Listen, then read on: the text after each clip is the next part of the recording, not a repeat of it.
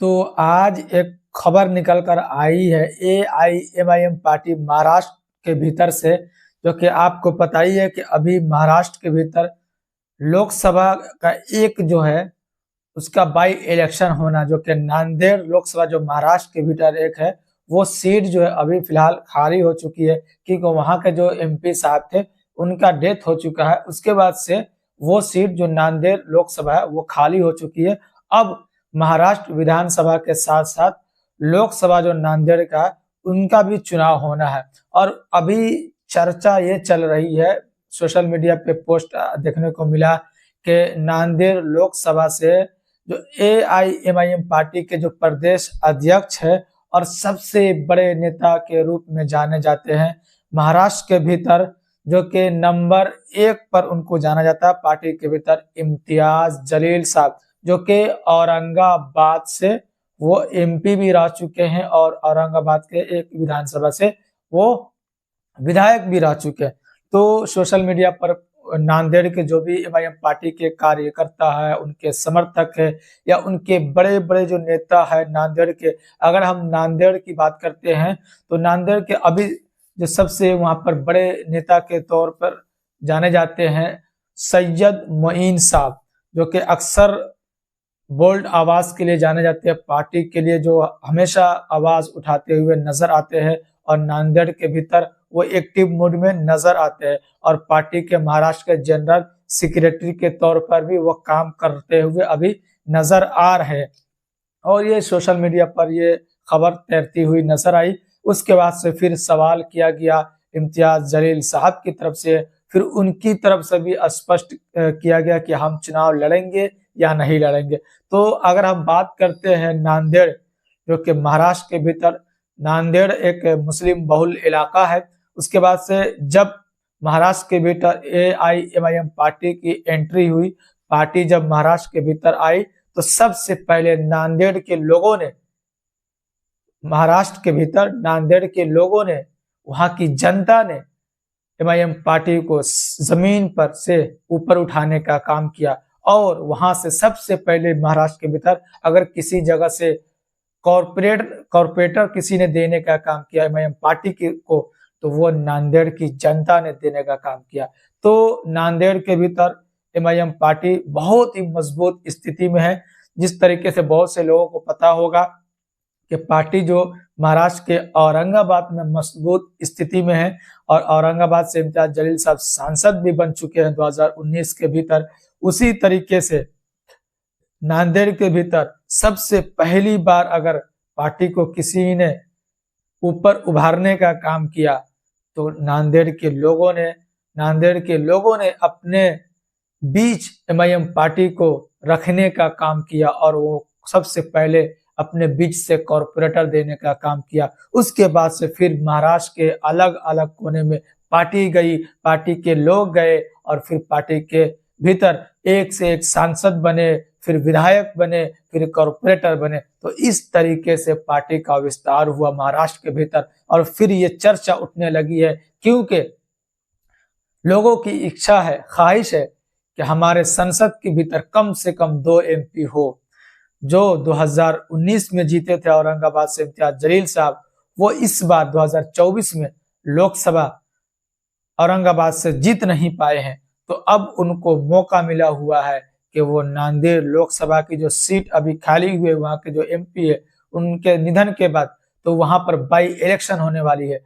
और by election में खुद नांदेड़ के जो लोग हैं, जिम्मेदार लोग हैं, वहां के जो जनता है, उनकी पुकार है, उनकी ख्वाहिश है, उनकी इच्छा है कि यहाँ से पार्टी कैंडिडेट बनाए इम्तियाज जलील साहब को। और इम्तियाज जलील साहब के पास ये खबर जब गई और उनसे सोशल मीडिया के द्वारा भी उनकी तरफ से बताया गया, उसके बाद से न्यूज चैनलों को बताया गया कि हम वहां से चुनाव लड़ने के लिए तैयार है। अगर वहां की जनता चाहती है कि हम नांदेड़ से चुनाव लड़े तो हमारी पार्टी वहां पर मजबूत स्थिति में है, पार्टी बहुत ही अच्छी स्थिति में यहाँ पर है और यहाँ पर हमारे कार्यकर्ता भी अच्छे लेवल पर है, हर चीज यहाँ पर है। तो हमें यहाँ से लड़ने में कोई दिक्कत नहीं है, क्योंकि जितना आप लोग देखते होंगे कितने एक्टिव मूड में नजर आते रहते हैं जो कि औरंगाबाद के भीतर, क्योंकि वो खुद औरंगाबाद से है। लेकिन ऐसी स्थिति बन रही है,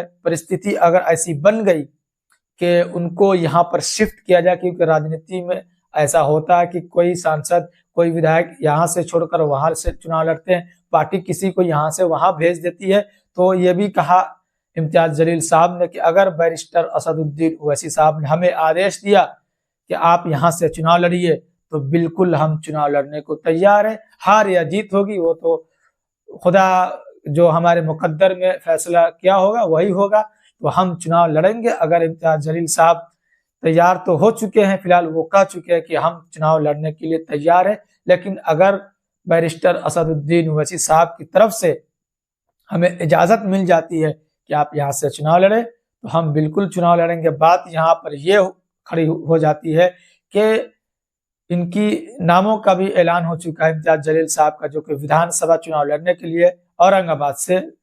तो क्या वो दोनों सीट से चुनाव लड़ेंगे? औरंगाबाद के जो एक विधानसभा है वहां से चुनाव लड़ेंगे, उसके बाद से फिर नांदेड़ के जो लोकसभा बाई इलेक्शन होने वाले हैं वहां से चुनाव लड़ेंगे। तो 2 सीट से चुनाव लड़ेंगे या 1 सीट से चुनाव लड़ेंगे? तो इन्होंने खुलकर कहने का काम किया इम्तियाज जलील साहब ने कि हमारे सदर बैरिस्टर असदुद्दीन ओवैसी साहब अगर वो कहे कि आप 1 सीट से चुनाव लड़े, चाहे वो नांदेड़ से चुनाव लड़े, चाहे वो औरंगाबाद सीट से चुनाव लड़े, तो हम उस पर भी तैयार है। अगर हमारे असद साहब कह दे कि आप कहीं से भी चुनाव न लड़े, फिर भी हम तैयार है। उनका जो भी आदेश होगा हमारे सर आंखों पे है। तो इन्होंने खुलकर कहा कि जिस तरीके का आदेश होगा हम उस आदेश का पालन करेंगे। चुनाव लड़ने के लिए भी तैयार है और चुनाव न लड़ने के लिए भी तैयार है। जिस तरीके का हमें ऊपर से आदेश दिया जाएगा कि आप इस तरीके से काम करें, हम उस तरीके से काम करने को तैयार है। तो ये महाराष्ट्र के भीतर से ये खबर निकल कर आई है, और जो खबर निकली है तो ये कोई गलत खबर नहीं है, कोई अफवाह नहीं है।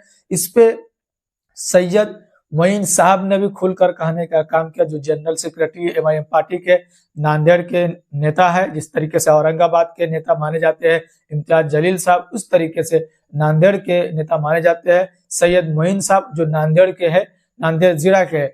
तो उनकी तरफ से कहा गया कि हमारी इच्छा है, हमारी ख्वाहिश और नांदेड़ वासियों की एक ख्वाहिश है कि यहाँ से हमारे एक बड़े नेता को यहाँ से उतारने की जरूरत है और हमें उनको संसद के भीतर भेजने की जरूरत है। तो इम्तियाज जलील साहब को यहाँ से हम लोग चुनाव लड़ाना चाहते हैं और उनको यहाँ से चुनाव लड़नी भी चाहिए। मतलब सैयद मोइन साहब की तरफ से भी कहा गया, जो जनरल सेक्रेटरी है पार्टी के। उसके बाद से फिर इम्तियाज जलील साहब ने भी इस बात को साफ किया कि हम भी चुनाव लड़ने को तैयार है, क्योंकि हम पॉलिटिकल पार्टी से जुड़े हुए हैं और हमारा काम ही है चुनाव लड़ना। हार और जीत तो ऊपर वाला तय करेगा। तो ये अपडेट जो निकल कर आई है नांदेड़ जिले से, जो लोकसभा चुनाव लड़ने की जो खबर सोशल मीडिया पर आपने अगर कहीं पर देखा होगा, पोस्ट किया गया, नांदेड़ के जो भी जिम्मेदार है, वहां के जो कार्यकर्ता है, एमआईएम पार्टी के समर्थक, उनके द्वारा मतलब अपने अपने पार्टी की तरफ से लोग इच्छा जाहिर करते हैं कि हमारे यहाँ से आप चुनाव लड़िए, हमारे यहाँ से आप चुनाव लड़िए। तो इन्होंने उसमें हामी भर दी है इम्तियाज जलील साहब ने कि हाँ हम तैयार है, जो कि एक्स एमपी है औरंगाबाद लोकसभा के, जो इस बार वो हार चुके हैं और औरंगाबाद में काफी इनका रुतबा है, काफी दबदबा है। आप लोगों ने सोशल मीडिया पर देखा होगा, अभी हाल के दिनों में औरंगाबाद से लेकर के मुंबई तक इन्होंने सफर किया था, जो कि बाय रोड।